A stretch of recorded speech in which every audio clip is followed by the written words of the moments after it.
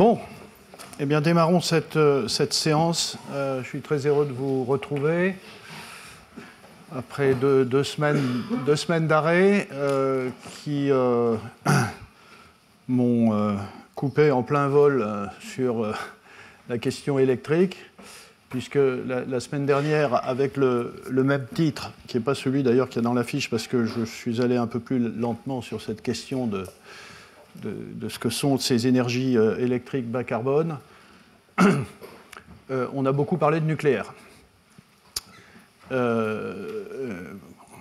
Pour en dire évidemment l'importance, notamment dans un pays comme la France, et dans le contexte que vous connaissez bien, qui est celui de la défossilisation de notre système énergétique.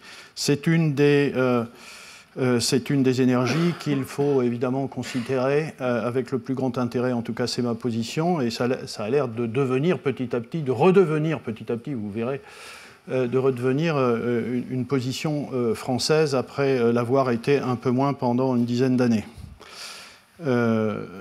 Et cette question va se poser de façon majeure pour l'Europe si jamais il y avait une politique énergétique européenne un peu intégrée. J'aurai l'occasion de parler de cette problématique qui est absolument majeure pour la transition énergétique en quelques slides, mais vous aurez une heure avec Christophe Poinceau, qui est le directeur général délégué et directeur scientifique du Bureau de recherche géologique et minière, le BRGM, un magnifique institut français, dont il va nous dire quelques mots, j'imagine. Donc merci Christophe d'être là. Et donc je commence, je vais rappeler, parce que pour ceux qui n'ont pas encore assisté à ces cours, et pour ceux qui, après 2 semaines d'absence, ont oublié certaines choses, rappeler qu'au fond, c'est ça, la trajectoire. Il n'y a aucune ambiguïté sur le fait que, contrairement d'ailleurs à ce qu'on raconte, ce n'est pas vers une décroissance de la consommation d'énergie que la planète se dirige, c'est vers une croissance d'énergie, et plus spécifiquement vers une croissance d'électricité, de consommation électrique, évidemment, avec ici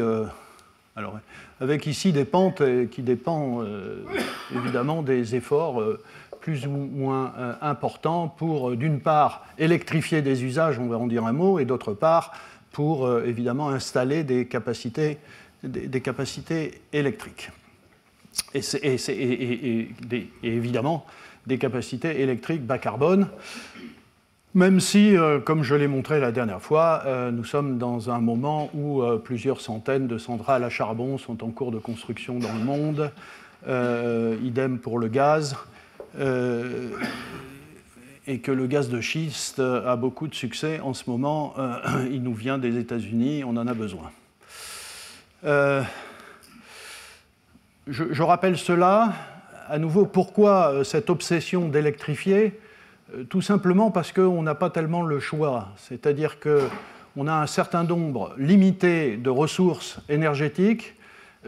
Si on veut remplacer, se débarrasser de ceux qui, parce que les chiffres ici, ce sont les émissions de CO2 par kilowattheure d'électricité produite, si on veut éliminer ces gros émetteurs que sont le charbon, le gaz et le pétrole, et qu'on veut le remplacer par du nucléaire, de l'hydraulique, du solaire, de l'éolien, ben, qu'est-ce qu'on fait ? On fait que remplacer des énergies, je dirais, thermiques, de stock, par des énergies qui sont purement électriques. Donc, par définition, de vouloir faire du solaire et de l'éolien, c'est vouloir faire de l'électricité. Et donc, la question majeure pour la France en particulier, mais pour tous, c'est que comment on pourra augmenter cette... J'ai mis la consommation. Consommer, c'est facile. Pour augmenter la consommation, c'est facile. Hein. Ce qui est plus dur, c'est de produire. C'est plutôt la production électrique. Aujourd'hui, 470 TWh, et il y a toutes sortes de scénarios qui montent. Enfin, il y a le scénario de référence de RTE, dont je parlerai très spécifiquement la semaine prochaine.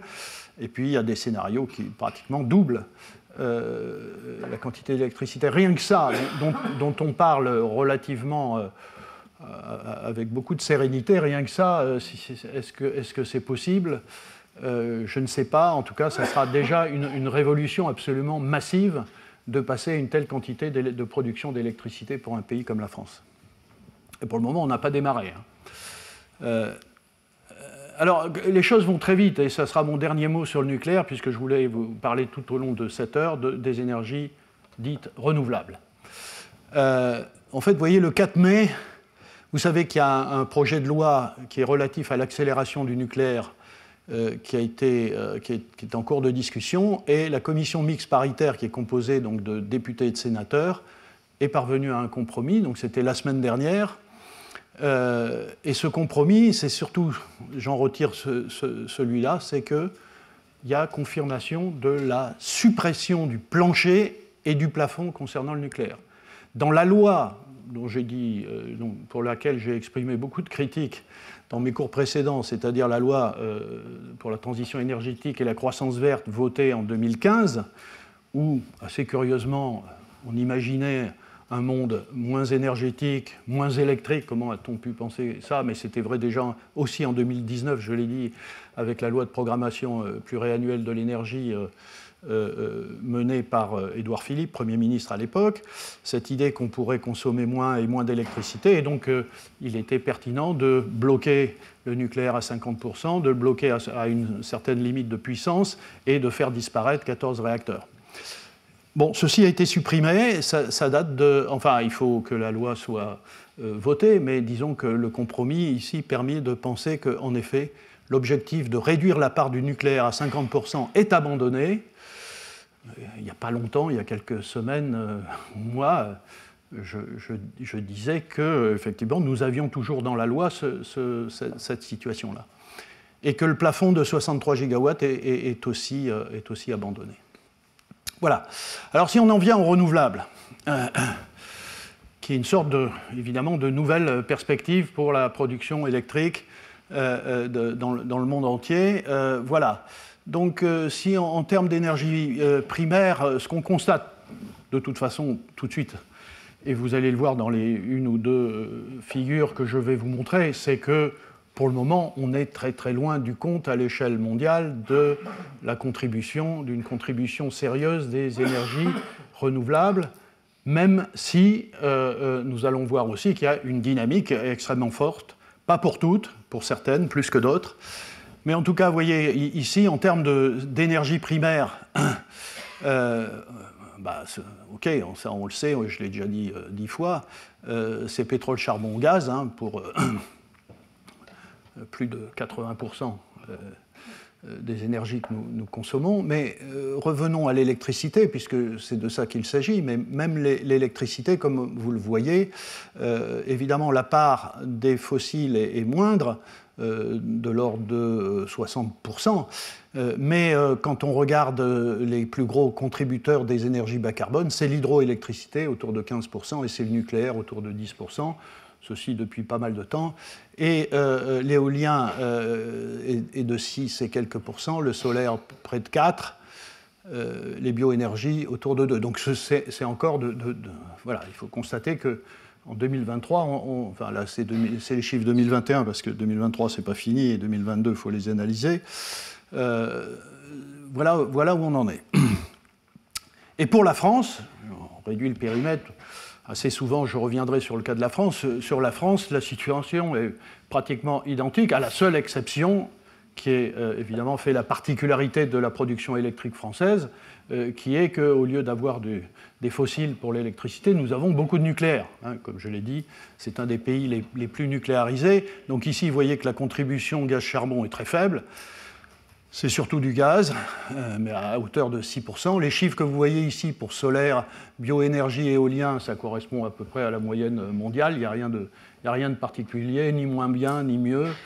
La part hydraulique et la part nucléaire, ici près de 70%, font que, en effet, ce pays, le nôtre, est vertueux en matière d'émissions de CO2 pour sa production électrique grâce à ces contributions-là. Tout ça, on l'a dit. Et pour finir, voilà, à nouveau, pourquoi cette pression sur l'électrification? Parce que, justement, un certain nombre de secteurs très émetteurs de CO2 se prêtent finalement pas si mal à l'électrification. Donc il y a une certaine logique, avec les limites qu'on verra, mais vous voyez qu'ici, pour le transport, qui est un des gros émetteurs, effectivement, il y a cette perspective, d'une part, surtout de la voiture électrique et des batteries, et potentiellement, un peu plus tard, éventuellement, de la mobilité hydrogène sur certaines mobilités, et peut-être aussi les carburants de synthèse et ce qu'on appelle les e-carburants, dont je ne dirai pas grand-chose cette année. Ça fera l'objet de cours de l'année prochaine. Mais on peut faire le même raisonnement sur l'industrie. Vous voyez, l'industrie, 20% des émissions. Et là aussi, c'est un secteur qui a déjà engagé son électrification, mais alors pas suffisamment vite, sans doute, mais qui le fait quand même. C'est un secteur dans lequel on peut imaginer, et j'en parlerai aussi lors d'un cours l'année prochaine, je essaierai de vous montrer quels sont les procédés industriels qui peuvent être électrifiés. Et puis l'habitat, bien sûr, avec notamment ce gros engouement sur les pompes à chaleur. Voilà, donc électrification de tout ça. Donc la question, c'est électrifier avec quoi? J'ai déjà montré ça, et donc j'ai parlé nucléaire, et maintenant je vais parler des énergies renouvelables. Je parlerai peu d'hydroélectricité, je le mentionnerai, mais aujourd'hui en France, c'est une 60aine de térawattheures par an d'électricité qui est produite par les barrages. Mais disons que pour le moment, à part peut-être des extensions de puissance sur les barrages existants, l'amélioration de l'efficacité de ces barrages qui peuvent permettre de monter un peu en puissance, il n'y a pas de projet de construire de gros barrages en France qui vont augmenter significativement ces capacités. On est dans un scénario où on imagine que on se débarrasse du charbon et du pétrole pour faire cela. Et je poserai la question de quelle est la place du gaz, le fossile le moins émetteur. Dans cette affaire-là, ce gaz pouvant être encore naturel à un certain temps, c'est ce que je pense, mais place du biogaz, de l'hydrogène, mais ça c'est peut-être des choses très générales que je dirais, en renvoyant aussi à des cours de l'année prochaine. Voilà, alors, je ne vais pas rentrer dans le détail de tout ça, mais c'est assez compliqué, mais juste retenir que les énergies dites renouvelables ou bas carbone, enfin, en tout cas renouvelables, ce n'est pas que l'éolien et le solaire. Alors, ici, ce que vous voyez, c'est que l'éolien, comme 6-7% de la production mondiale d'électricité, à un prix qui est aujourd'hui bas, je le redirai, ce sont des énergies qui ont vu leur coût de production, mais je dirais vous verrez qu'il faut quand même faire attention à ces calculs-là. Le photovoltaïque, donc autour de 4% de la production mondiale d'électricité, aussi à des prix comparables. Mais évidemment, il y a l'hydroélectricité à des prix raisonnables, et puis il y a aussi la géothermie, dont on parle plus ou moins. Mais là, pour le moment, on est à des contributions qui sont extrêmement faibles. Et les scénarios, en général, n'appellent pas à une augmentation massive de cette partie-là, même si, évidemment, il faudra faire feu de tout bois et peut-être, dans certains endroits, essayer de l'exploiter. Mais disons que je n'en parlerai pas. Et la biomasse est un sujet absolument clé. Aujourd'hui, c'est pas très important. Mais comme je le redirai, la biomasse, c'est plein de carbone. Et dans le futur, je l'ai déjà dit, mais je le redirai plus précisément quand je parlerai de biomasse, de biocarburant, de biogaz. Évidemment, il y a dans tous les scénarios une partie non électrique. Je vous ai dit, vous avez vu la montée de l'électricité, mais il n'y aura pas 100% d'électricité, donc il y aura aussi besoin de carbone massivement, et la biomasse sera sans doute une source de ce carbone, donc il faut considérer ça. Alors, quand on regarde au fond les évolutions, ce qui est assez frappant, c'est que l'énergie renouvelable qui a aujourd'hui la dynamique la plus forte, c'est le solaire. Assez largement devant l'éolien. Et vous voyez ici, chaque année, chaque barre constitue une année, 16, 17, 18, 19, 20, 21, c'est les capacités installées en gigawatts. Donc cette tendance, ici c'est le solaire, un PV c'est pour photovoltaïque, donc chaque année c'est toujours plus. Pour l'éolien, c'est assez variable, ça s'est arrêté un peu ces derniers temps, y compris en Europe, pour tout un tas de raisons que j'indiquerai. Mais quand même, vous voyez, une centaine de gigawatts d'installés. Le gaz, on continue à un rythme constant d'installer des capacités, vous voyez, autour de 40 gigawatts par an. Le charbon, ça diminue, même si ça existe toujours.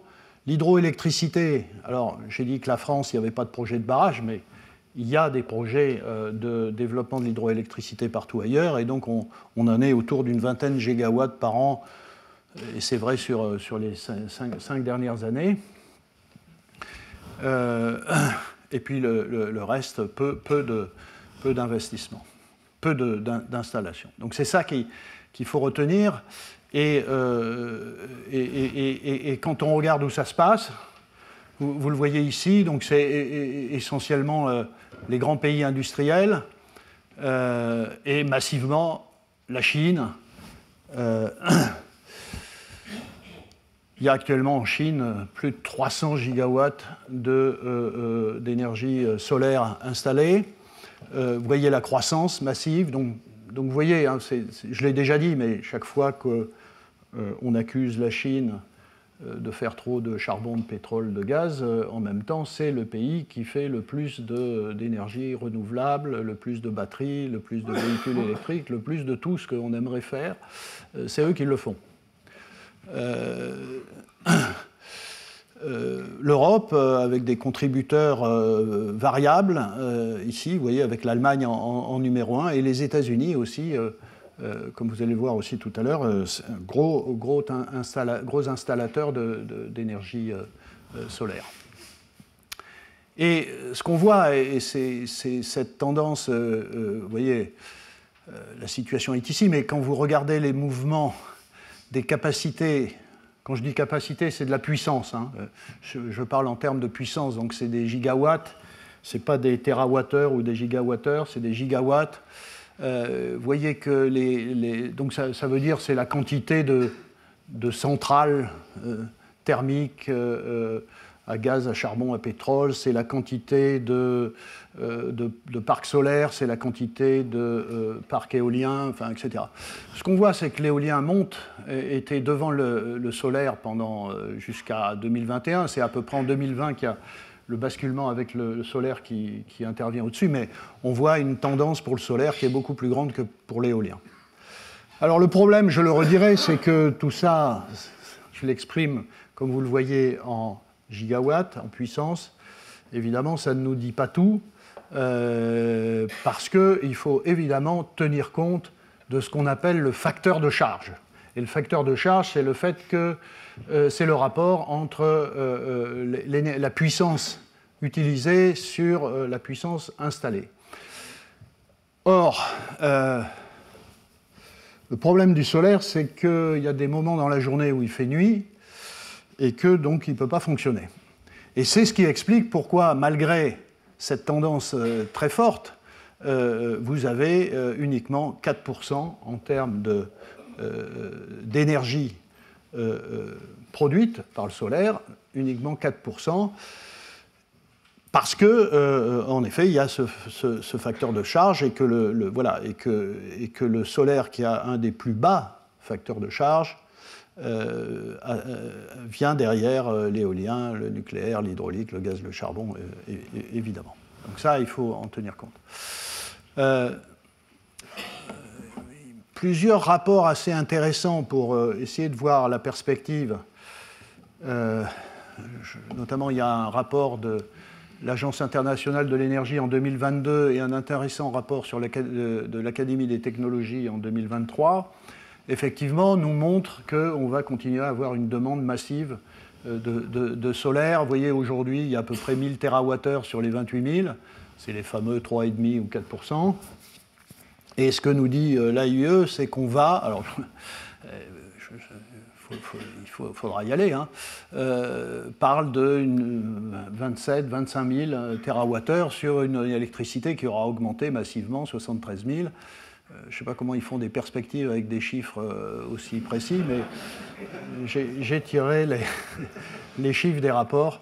Mais vous voyez, pour arriver à quelque chose comme objectif, plus de 30% de la part à l'échelle de la planète, hein, à l'échelle de la planète, donc de plus de 30% de la part solaire dans l'énergie électrique produite.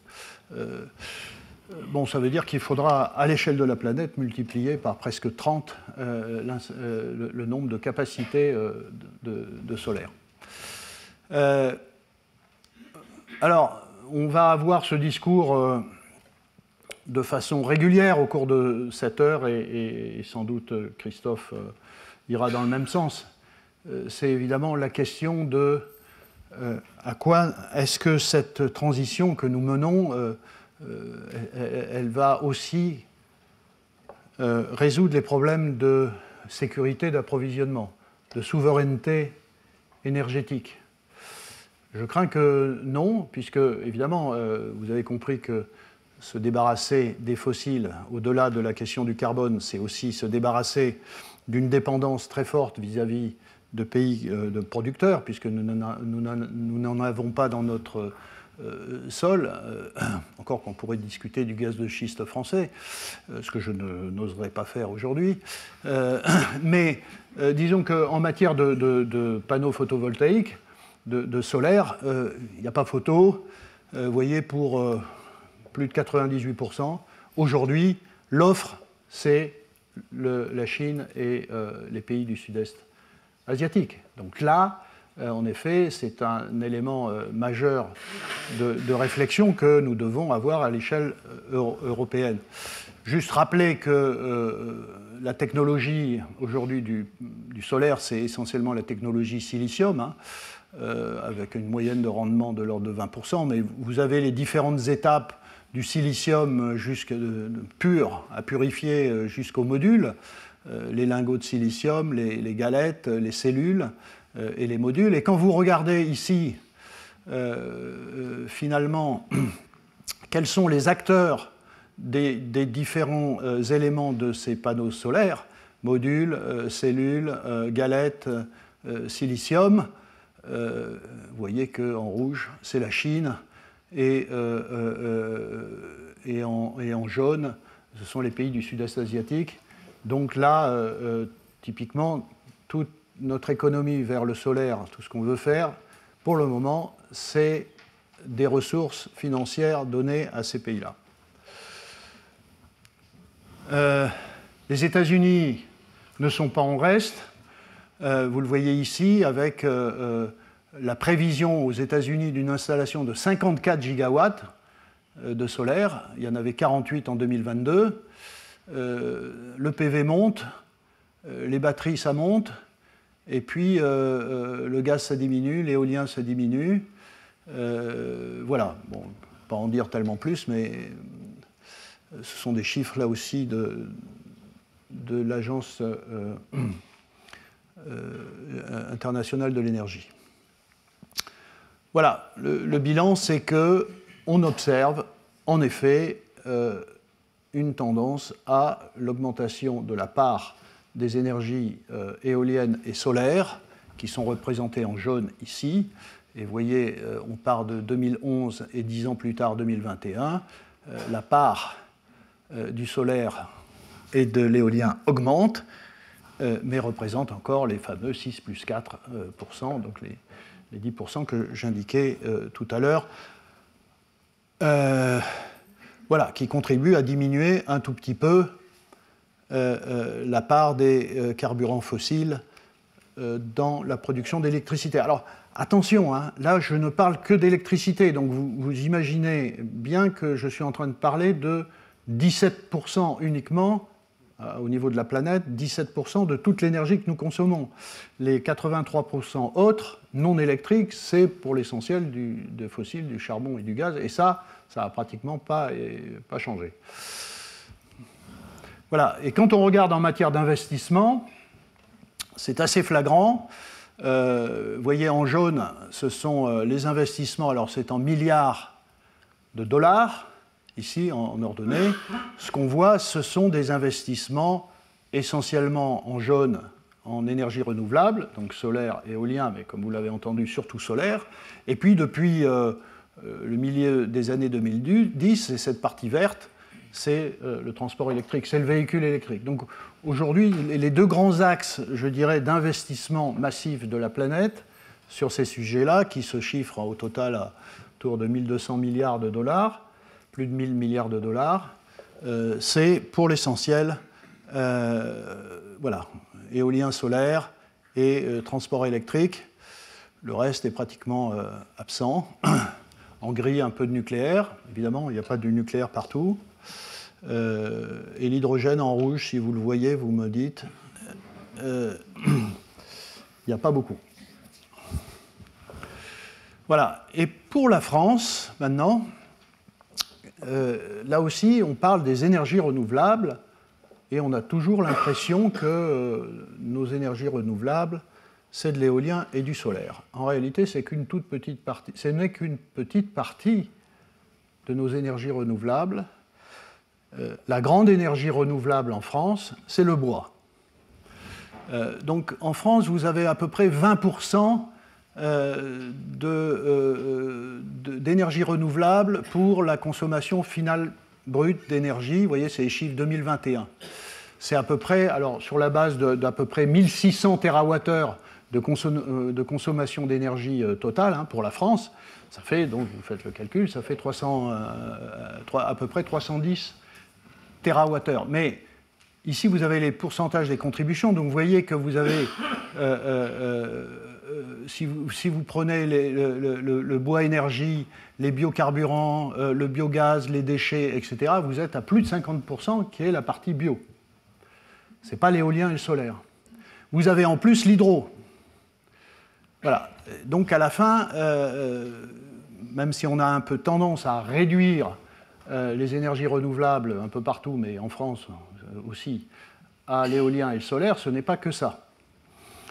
Et c'est dommage de ne parler que d'éolien et de solaire. Il faut aussi se préoccuper de l'avenir de ces énergies bio, issues de la biomasse ou des déchets, et c'est ce que je ferai à nouveau l'année prochaine. Avec tout ce que j'ai à faire l'année prochaine, je me prépare des vacances d'été difficiles. Bon, donc vous avez les chiffres à peu près. La partie thermique des renouvelables, c'est 170 TWh. D'ailleurs, c'est supérieur à la partie électrique. Et à nouveau, l'éolien et le solaire ne peuvent pas être ici. Ce n'est pas thermique, c'est électrique. Donc l'éolien, vous voyez, une trentaine de TWh, solaire une quinzaine. L'hydroélectricité, c'est entre 50 et 60. Tout à l'heure, j'ai dit 60, mais bon. Et puis, vous avez le bois, le bois énergie qui est le plus élevé. Voilà la situation pour la France. Il m'a semblé utile que vous ayez cette information. Alors, en ce qui concerne l'éolien, pour la France, je vous invite à aussi regarder ce rapport qui a été produit par l'Académie des sciences, Académie des beaux-arts, Académie des sciences morales et politiques. Ça montre que ces académies travaillent ensemble, ce qui est une bonne nouvelle. Puis après, on peut se demander pourquoi les beaux-arts se préoccupent des éoliennes, mais quand même, j'imagine que vous avez compris, parce qu'il y a quand même des problèmes, semble-t-il, d'acceptabilité de ces éoliennes dans les paysages. Et les Beaux-Arts font attention de ne pas avoir une éolienne à côté de la cathédrale de Strasbourg, par exemple, ou des choses comme ça. Mais néanmoins, voilà, la situation, vous la connaissez, près de 40 TWh, 37-38 TWh d'éolien, 6% de la production électrique. Et ce qu'il faut donc savoir pour l'essentiel, c'est que pour nous, en France, ce qui n'est pas le cas partout, l'éolien, c'est du terrestre. C'est des éoliennes avec des puissances qui ne sont pas colossales, pas plus de 3 MW, qui ont des facteurs de charge. L'éolien terrestre, c'est l'éolien qui a le plus bas facteur de charge, autour de 20-25%, et il y a à peu près 8000 éoliennes en France aujourd'hui, sur notre territoire. Alors, le problème, c'est que cette partie-là bouge peu maintenant, puisqu'il y a tout un tas de problèmes liés à l'acceptabilité de ces projets d'éoliennes terrestres. Et donc, comme ça se fait un peu ailleurs, il y a un grand engouement pour l'éolien en mer. La France débute. On peut installer des éoliennes de plus grande capacité, 6 MW. Et ce qui est intéressant, c'est parce que, comme vous le voyez ici, il n'y a pas de montagne en général à la surface de la mer, donc il n'y a pas de contrainte de système de vent, et donc on a des facteurs de charge qui sont beaucoup plus élevés, qui sont parfois pas loin de 40%, mais en moyenne, vous voyez, de 35-38%. Donc il y a un avantage à aller sur la mer, en tout cas pour faire de l'électricité avec du vent. Et nous en sommes qu'au début, puisque nous avons inauguré le premier parc éolien il y a quelques mois, en novembre 2022. C'est à Saint-Nazaire, où 80 éoliennes ont été installées sur la mer. Et quand on regarde les prévisions RTE, les prévisions sont évidemment une augmentation du terrestre par un facteur 4 pour arriver à quelque chose comme 32 000 éoliennes, ce qui est assez colossal, mais ce n'est qu'un facteur 4. Et pour la mer, c'est la perspective d'avoir entre 50 et 100 nouveaux parcs, de l'ordre de 60-80 éoliennes chacun. Alors vous voyez que là, on part de 1, arriver à 100, ça veut dire qu'il faut multiplier par 100. C'est du sérieux. Évidemment, se posent toutes les questions associées à l'installation de ces capacités massivement sur le territoire, sur la mer, des questions d'acceptabilité, de nuisances, de biodiversité, de récupération, de recyclage, etc. Il y a cet argument qui est tout à fait entendable, que par exemple par rapport au nucléaire, les énergies éoliennes sont plus rapidement installables. En réalité, ce n'est pas non plus très rapide parce qu'il y a en permanence des conflits sur chaque projet d'installation d'éoliennes, des recours par des associations, donc ça prend beaucoup de temps, mais qui soulève des questions pertinentes sur les nuisances, sur la biodiversité et sur évidemment la durabilité de ces systèmes. Voilà, là aussi, même question, est-ce que c'est nous qui faisons ça ou ça se fait ailleurs ? Bon, ce qu'on observe depuis 1 ou 2 ans, c'est véritablement une fragilisation de l'industrie éolienne européenne. Il y a quelques grandes boîtes en Europe, au Danemark, Vestas, en Espagne, Gamesa, en Allemagne, Siemens. Mais comme vous le voyez, il y a aussi de gros fabricants en Chine, aux États-Unis. Voilà, Chine. Pas fait exprès, mais bon. Oui, pourquoi ? Parce que hausse des taux d'intérêt, hausse des prix des matières premières, concurrence asiatique, de sorte que vous voyez, en investissement sur l'éolien, contrairement au solaire, eh bien, en Europe, on a moins investi sur l'éolien en 2021 qu'en 2020. Non, en 2022 qu'en 2021. Et puis, quand on regarde où se passent les productions, par exemple, des pales d'éoliennes, eh bien, vous voyez, là, l'Europe y est présente, mais ça ne correspond qu'à 15%. Donc là aussi, on a plus de 60% qui viennent de la Chine, de l'Inde, des États-Unis. Donc là aussi, nouvelle technologie et dans une Europe qui, au fond, n'est pas assez industrialisée et qui voilà, va devoir clairement se réveiller. Ce sont évidemment des questions centrales que les pays européens se posent. Alors maintenant, j'en viens au problème de ces énergies renouvelables. Parce que si c'était si facile, évidemment, il faudrait... on devrait vivre de vent et de soleil. Ce n'est pas le cas. Ce n'est pas simplement parce qu'il y a des lobbies pétroliers qui bloquent tout. Ce n'est pas le cas. C'est parce qu'il y a de très très grandes limites voilà, inhérentes à ces technologies dont je voudrais parler. Alors, je ne suis pas en train de dire qu'il ne faut pas faire d'éolien et de solaire. Au contraire, je dis qu'il faut en faire, mais de façon réaliste et mesurée. Pourquoi ? Parce que, évidemment, nous avons de l'énergie solaire et éolienne sur toute la Terre, y compris en France. Et quand on regarde à l'échelle de la planète, vous voyez, il y a à peu près 100 000, par exemple, si on prend le solaire, il y a à peu près 100 000 terawatts de puissance qui nous tombent dessus. La biomasse en capte une centaine de terawatts. Donc, vous voyez, il y a de la marge. Et la consommation mondiale, en termes de puissance, c'est autour de 17 terawatts. Donc, il y a ce qu'il faut, normalement. Donc, c'est assez logique de faire un effort en matière de capture de cette énergie solaire et de ces énergies éoliennes. Les problèmes, ils sont listés ici. Je montrerai quelques figures pour les illustrer. D'abord, ce sont des énergies de flux, pas de stock. Qu'est-ce qu'on entend par là ? Le stock, c'est l'énergie de stock par... meilleur exemple étant le pétrole, par exemple. Il est là, au fond de la Terre. C'est un stock d'énergie, il ne bouge pas, on le pompe, il est stable, et ensuite on le brûle et ça donne de l'énergie. Les énergies de flux comme le solaire et le vent, ce sont des énergies qui ont des fortes variabilités et donc elles sont intermittentes.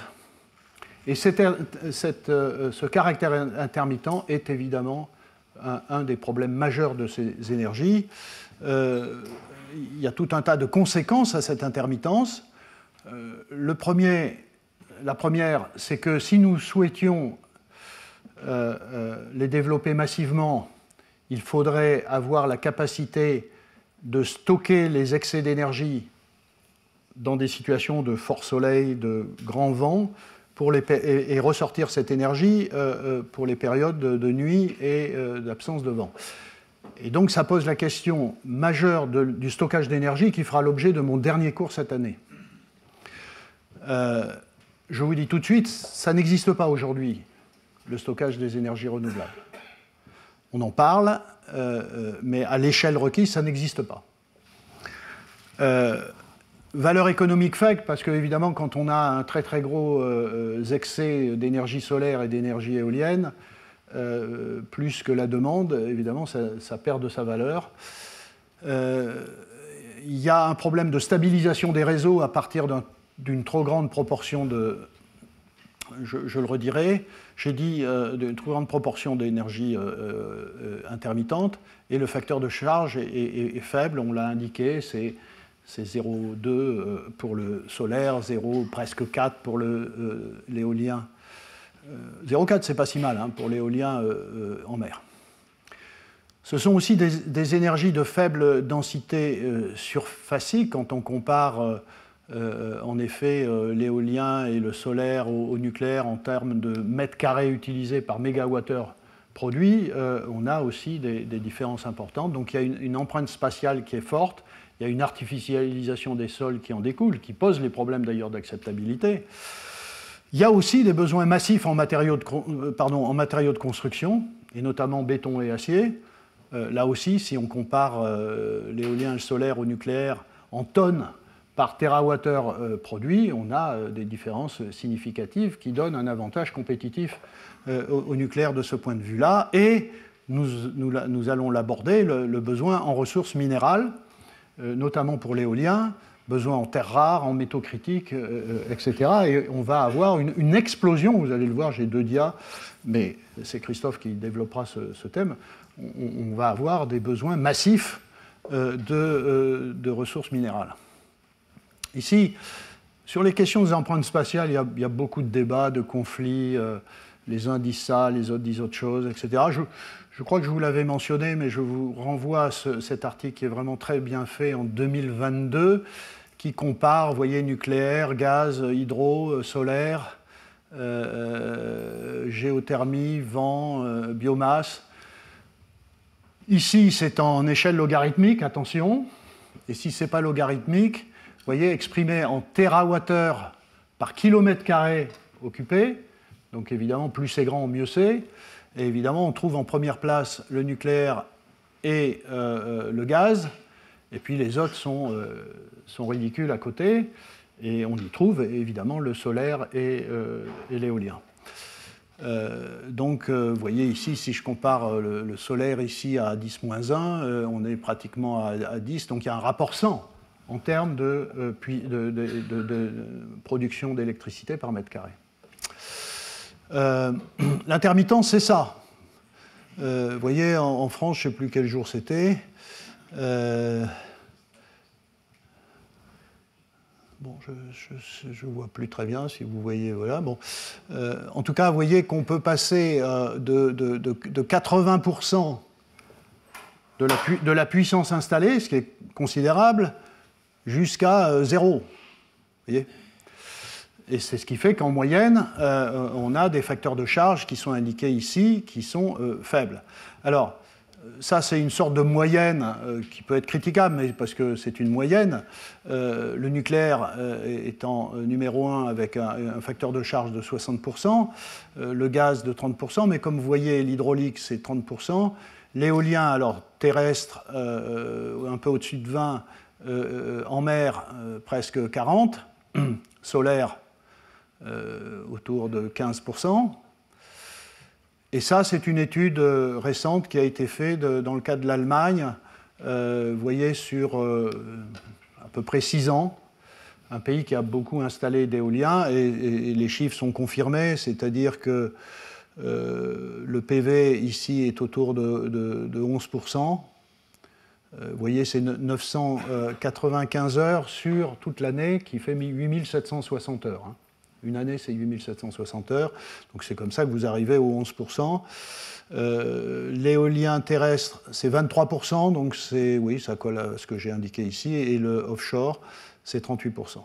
Ah oui, ben, j'ai indiqué ici que 8760, c'est une année. Ensuite, ressources minérales. Deux choses. Les ressources minérales, c'est les métaux critiques. Mais c'est aussi, vous voyez, autre chose. Hein. C'est le béton, gravier, sable, calcite, etc. Mais si vous regardez en termes de gravier, par exemple, vous retrouvez l'éolien, l'hydraulique, l'éolien, bon, photovoltaïque un peu moins, mais en quantité totale, vous voyez, de tous ces métaux et matériaux, dans le cas de l'éolien terrestre, vous voyez que vous avez pratiquement un facteur 15. Il vous faut 15 fois plus de tout ça. Ça illustre ce que je disais tout à l'heure. Et ça, je ne vais pas en dire beaucoup plus parce que Christophe va en parler, mais on retrouve ici, alors il n'y a plus que les métaux ici, il n'y a plus le gravier, le sable, etc. Et on voit qu'entre les énergies, les sources d'énergie que nous utilisons aujourd'hui et celles que nous utiliserons demain, il y a une augmentation assez massive de besoins en termes de ces métaux, et en particulier ici pour le cuivre qui est en bleu. Et puis, dernière chose, et je pose la même question que j'ai posée pour le PV, est-ce que nous sommes autonomes? Est-ce que nous avons une sécurité d'approvisionnement?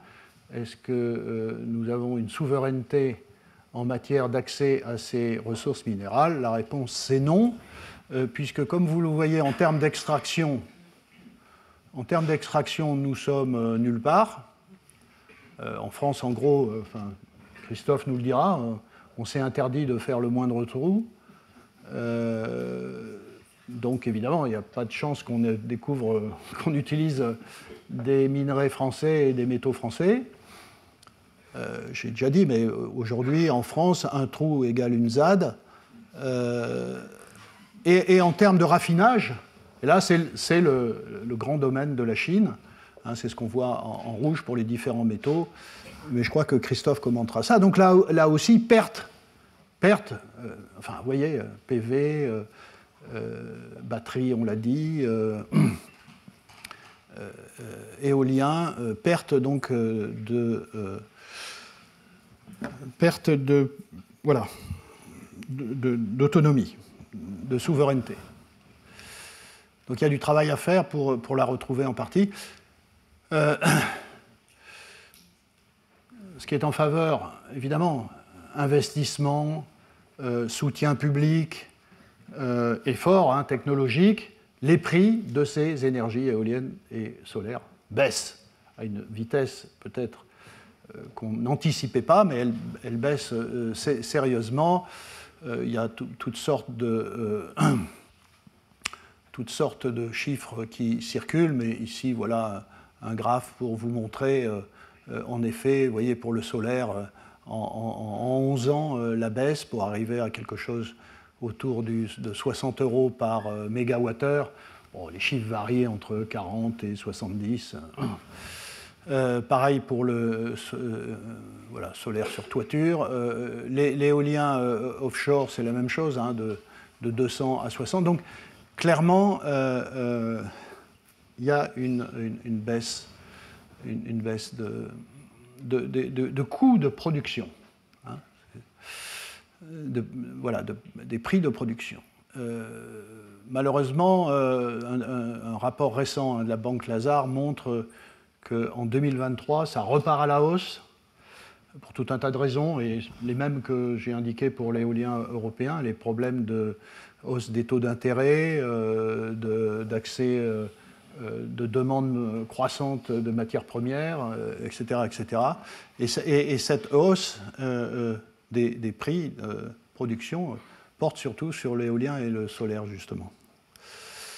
Voilà, ça, je ne vous demande pas de regarder dans le détail de tout ça, mais en fait, tout le monde s'accorde, les économistes s'accordent pour dire qu'il faut raisonner aussi en incluant non seulement le coût de production de l'éolienne et du panneau solaire, mais aussi de tout un tas de coûts adjacents.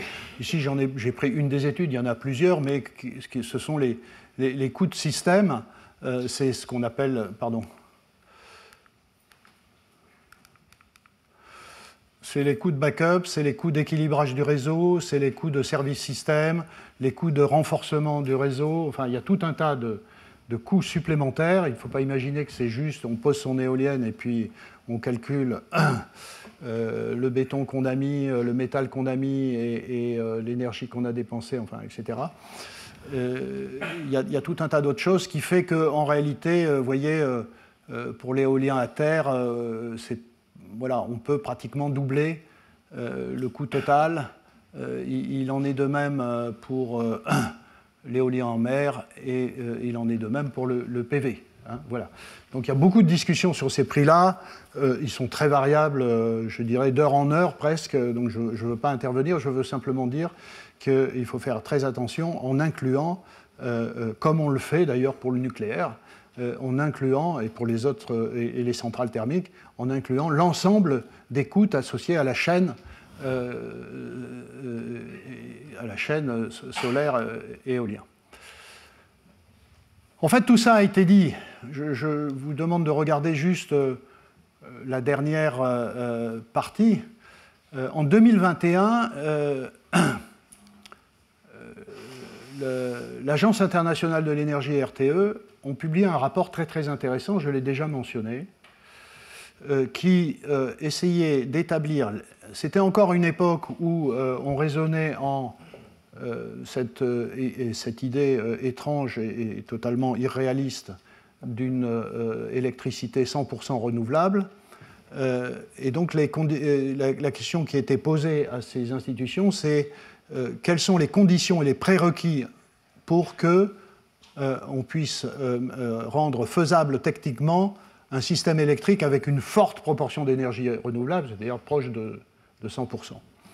Et en fait, ce rapport est intéressant parce qu'il nous dit quelles sont ces conditions-là. Pour moi, c'était intéressant parce que ça faisait longtemps que je le savais et que je le disais, mais aussi parce que ça montrait bien, et le rapport le concluait, qu'aucune de ces conditions n'était respectée aujourd'hui, donc que ce n'était pas possible d'avoir des quantités massives de renouvelables.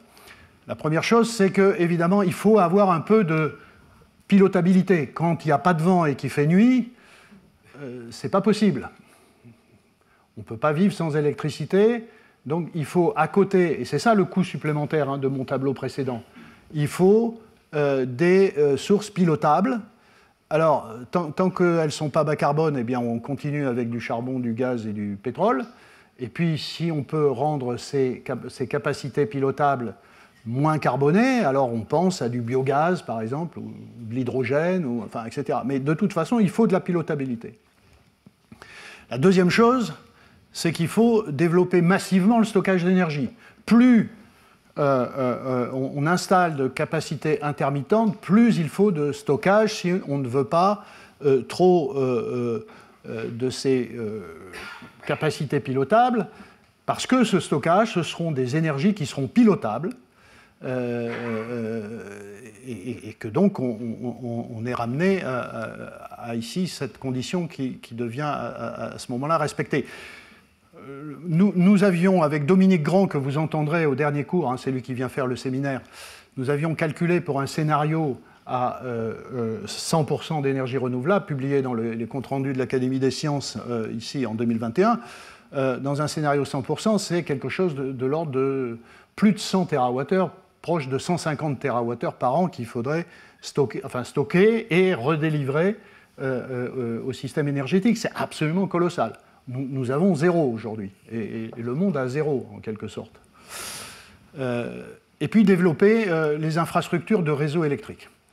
Alors, j'ai déjà, je crois, montré cela, mais l'exemple de l'Allemagne illustre parfaitement bien cette problématique. Vous voyez, l'Allemagne, à nouveau, c'est le 15 mars 2022. À quelle heure? 5 heures de l'après-midi. Il ne fait plus très clair, il n'y a pas beaucoup de vent, et ici vous avez en gris les puissances installées. Alors l'Allemagne sonore, elle a raison dans le contexte de ce qu'on veut faire en termes d'énergie renouvelable, d'avoir installé 60 gigawatts de vent et de solaire, sauf qu'à ce moment-là, vous voyez, en couleur, c'est ce qu'elle utilise réellement. D'accord, c'est rien. Il n'y a pas de vent à ce moment-là, la nuit tombe. L'hydro n'est pas très utilisé ici. Et donc, là, le nucléaire est à fond. D'accord, mais bon, ils n'en ont plus beaucoup. D'ailleurs, maintenant, ils en ont zéro. Et donc, comment ils font? Vous voyez qu'ils font avec du gaz et du charbon. Il n'y a pas d'autre solution.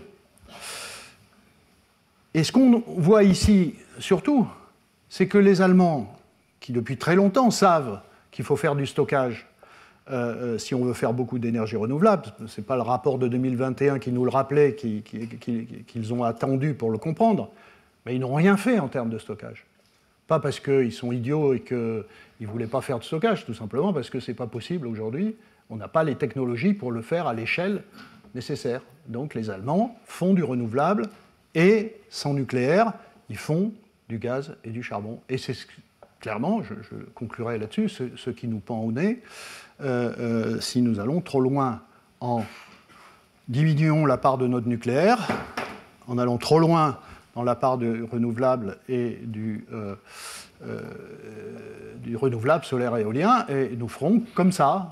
Il faudra qu'on importe, de préférence du gaz, on importera, j'espère pas de charbon, mais on importera du gaz.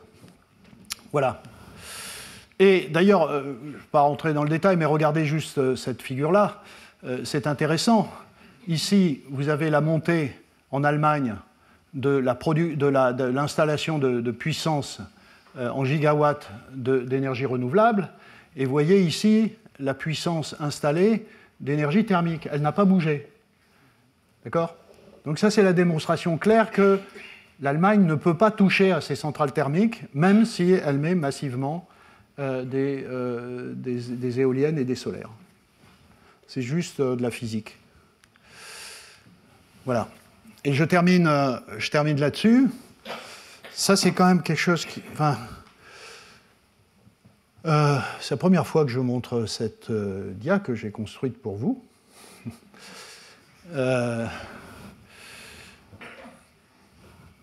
Pourquoi il faut ce gaz? C'est justement pour assurer les pointes. Vous voyez, quand l'Allemagne,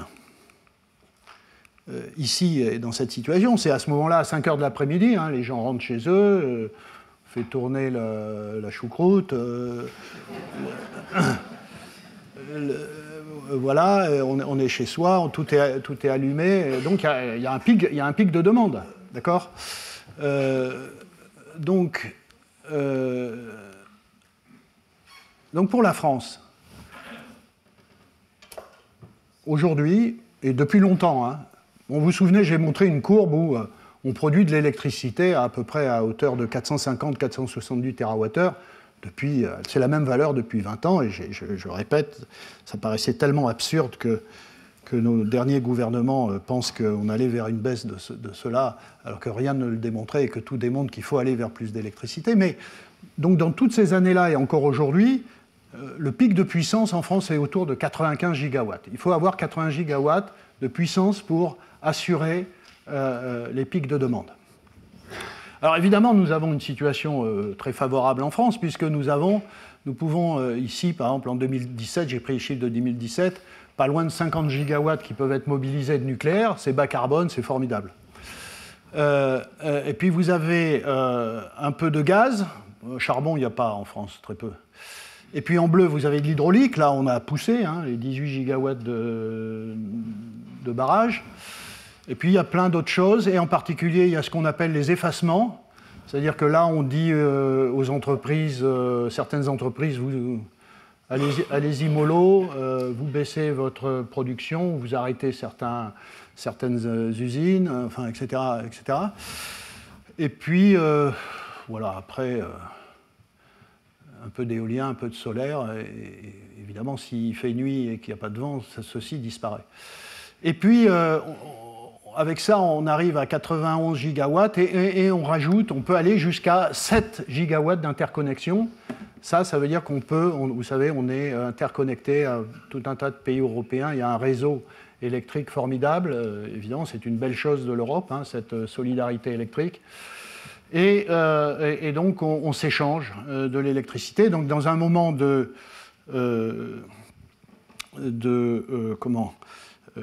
forte demande, on réclame de l'électricité des pays voisins.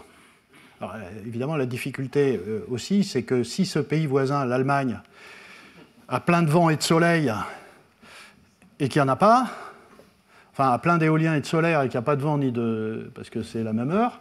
En général, quand il fait nuit en France, il fait souvent nuit en Allemagne à peu près en même temps. Et d'ailleurs, vous entendrez Dominique Grand vous dire que pour l'éolien, c'est pareil. La question du foisonnement, vous entendrez parler de ça. Le foisonnement, c'est cette idée que quand il y a du vent manquant quelque part en Europe, il y en a suffisamment ailleurs pour que la production éolienne soit répartie sur toute l'Europe. Vous allez voir que c'est faux. Et pourtant, c'est une forte, je le dirai la semaine prochaine, une forte hypothèse des scénarios RTE. Donc, il y a ces interconnexions. Si j'ai pris que le scénario RTE qui est assez, malgré tout, faible, le scénario de RTE de référence, 640 TWh, j'ai fait un petit calcul, en fait, la pointe, elle va sortir à 130 gigawatts. Et ici, je me suis permis, pour le moment, on n'a pas construit de réacteur nouveau, hein, mais je me suis permis de penser que nous aurions à peu près la même puissance installée nucléaire, ce qui sous-entend qu'on aura fermé des choses et on en aura reconstruites suffisamment. Et ce n'est pas les 6 réacteurs dont on nous parle, même plus les 8, qui suffiront. Je l'ai déjà dit, c'est presque une trentaine de réacteurs si on veut arriver ici. Mais vous voyez, je fais quand même cette hypothèse, et vous comprendrez, vous ferez le calcul vous-même, que si je diminue ça, tout le reste doit augmenter, et c'est là où est le problème. L'hydraulique, légèrement augmenté, pas grand-chose. Les effacements, on a forcé un petit peu. Et là, ce n'est pas uniquement demander aux entreprises d'arrêter, mais c'est aussi de vous empêcher de passer l'aspirateur ou d'arrêter Internet. On peut augmenter les interconnexions. Il y a une grande discussion à l'échelle européenne, et RTE en parle, d'augmenter la capacité des réseaux d'échange entre les pays. Et oui, ça c'est la même chose que ça. Et je dis, EDF en parle, augmenter un peu les puissances d'hydraulique. En fait, il reste ça. Et là, on retombe sur le même problème. C'est une vingtaine de gigawatts, c'est colossal, de quelque chose qui nous manque. Donc, soit c'est du stockage, c'est un truc qu'on a stocké à un autre moment. Dans mon dernier cours, dans 15 jours, c'est de ce sujet dont je vais parler. C'est quoi le stockage? Quels sont nos moyens de stockage? Quelles sont les quantités que les scénarios, qui correspondent aux scénarios qu'on nous fixe? Mais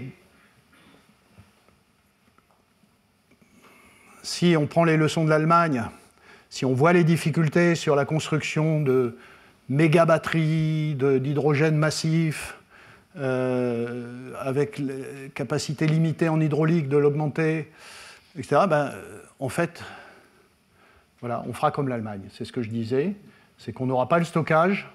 En tout cas, je m'avance, mais je dis qu'il n'y aura pas de stockage, de technologie de stockage à l'échelle requise, ni en 2035, ni en 2050, et qu'il faudra, parce qu'il faudra bien remplir cette case verte là. Elle doit être verte, certes, mais il faudra la remplir. Donc ça sera du gaz, probablement, en tout cas pour la France. Et quel gaz? Du biogaz peut-être, en partie, si là aussi on arrive à en produire à l'échelle requise. Voilà, c'est ça le problème. Voilà, c'est la conclusion, je crois. Voilà, pourquoi il faut un mix électrique. Voilà ma conclusion, c'est la conclusion sur mon électricité, sur mes cours d'électricité. J'espère vous avoir convaincu qu'il faut tout ça. Il faut du nucléaire assez massivement. Il faut, parce qu'on sait le faire. Je ne dis pas qu'il faut du nucléaire partout, dans tous les pays, à 60 gigawatts partout. En tout cas, nous pouvons le faire et rester vertueux en matière d'énergie électrique décarbonée. Il faut des énergies renouvelables, il n'y a pas de raison de ne pas en faire, mais dans une limite raisonnable. Et probablement, il y a un sujet gaz qu'il faudra se poser et la question de continuer à travailler, d'investir en recherche fondamentale, technologique, industrielle sur le stockage d'énergie, batterie, hydrogène, STEP, station de transfert d'énergie par pompage. Voilà, je vous remercie.